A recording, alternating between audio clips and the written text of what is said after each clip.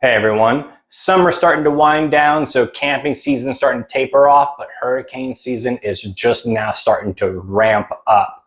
If you're in a hurricane or flood prone area, you should be thinking about your preps right about now. Something that's big on everyone's list is power stations, solar panels, generators, things like that, because we all want to keep our food, drinks, and medications cold. Well, I've got a suggestion here for something that might make that a little bit easier. This is a compressor style RV refrigerator. This is by Bouge RV. And I said it very specifically because the little $30, $40 ones that sit on a desktop that are like this big are Peltier units. They use thermoelectric cooling and they don't get cold enough. They will only chill like 10 to 20 degrees below the outside air.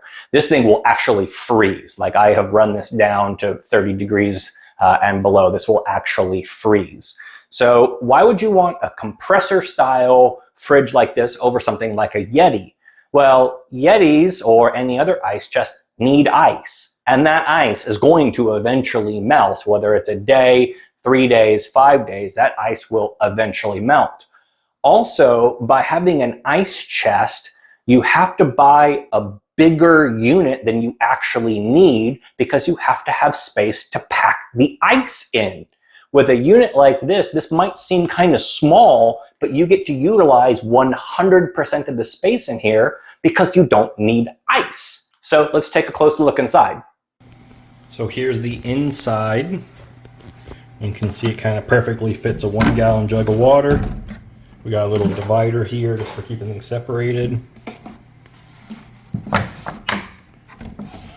And it's designed to have cans stacked straight up.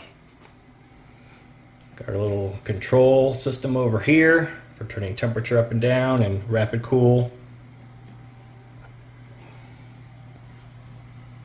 And some temperature settings, which is really nice to have quick reference to. Really, really easy to operate and not very loud.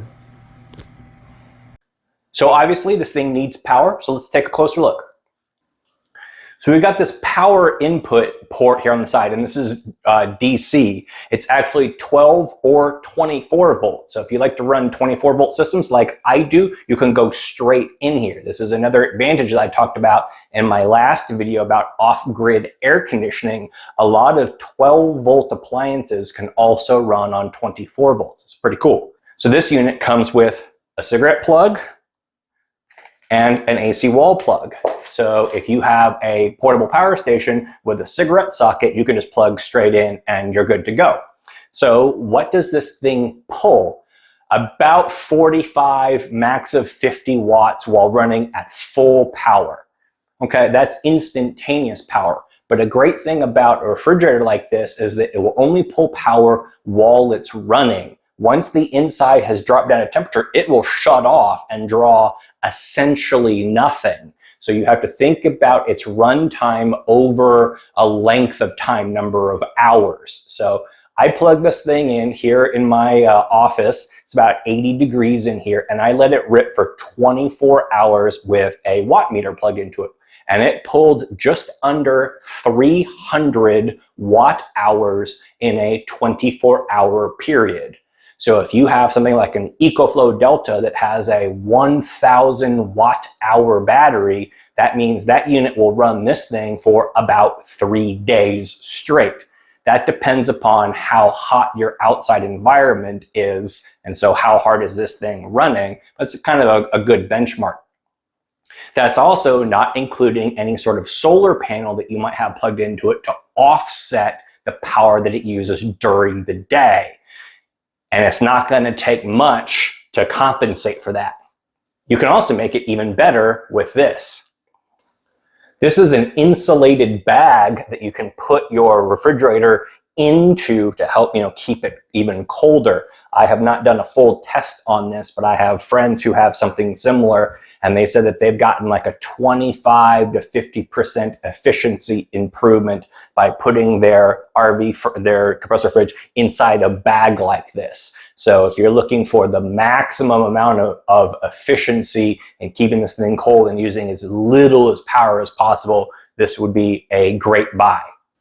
The other thing that's really neat is that this is adjustable, so you can make it cold, cool, or frozen. So if you're a diabetic or someone who's on insulin or other medications that need to be kept cool but not necessarily cold, you can program that. So the warmer you set this, the less power it's actually going to run. If you've got meat or something like that that you really need to keep frozen, you can do that too. So you've got a lot of flexibility.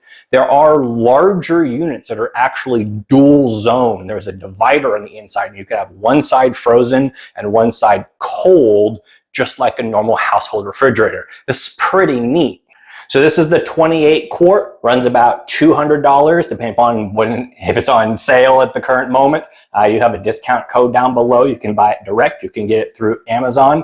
If you put that against kind of a similar sized Yeti, Yeti is about $250 for something comparable, but you don't have to deal with ice. You don't have to worry about stuff getting soggy inside there, and you get to utilize the maximum amount of space. So if you're in a hurricane or flood prone area, if you rely on medications that need to be kept cold, or you just want to have a backup system for your food, consider doing an RV style refrigerator like this. Make sure it's a compressor style. You got a lot of options for AC or DC inputs, and check out the link down below for some ideas. And thanks. We'll catch you on the next one.